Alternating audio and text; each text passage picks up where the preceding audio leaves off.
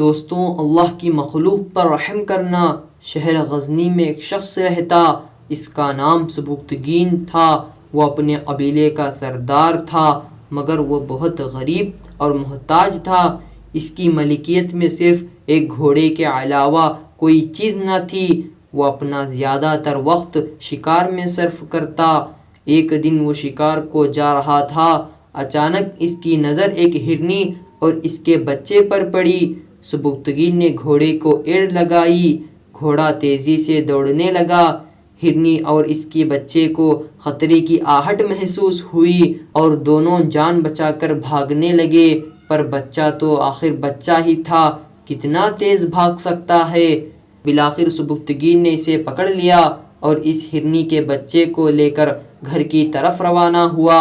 ماں تو ماں ہوتی ہے، ہرنی بیچاری بچے کی محبت میں اپنی جان کو بھول کر سبکتگین کے پیچھے پیچھے چلنے لگی، گویا کہ وہ کہہ رہی ہے کہ میرا بچہ جب قید میں آ گیا تو میں آزاد رہ کر کیا کروں۔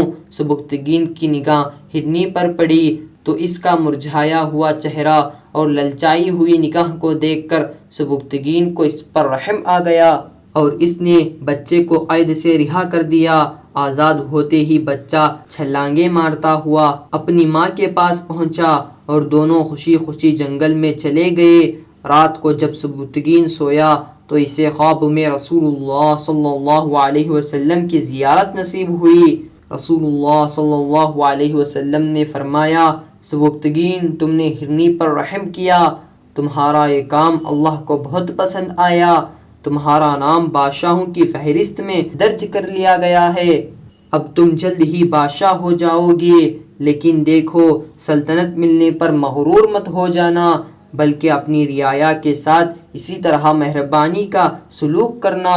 اس کے کچھ ہی دنوں بعد سبکتگین کے دن پھر گئے، اللہ تعالیٰ نے اسے بادشاہت عطا فرمائی۔ اس واقعے کو اس نے ساری زندگی یاد رکھا اور اپنی رعایا کے ساتھ ہمیشہ شفقت و محبت کا برتاؤ کرتا رہا۔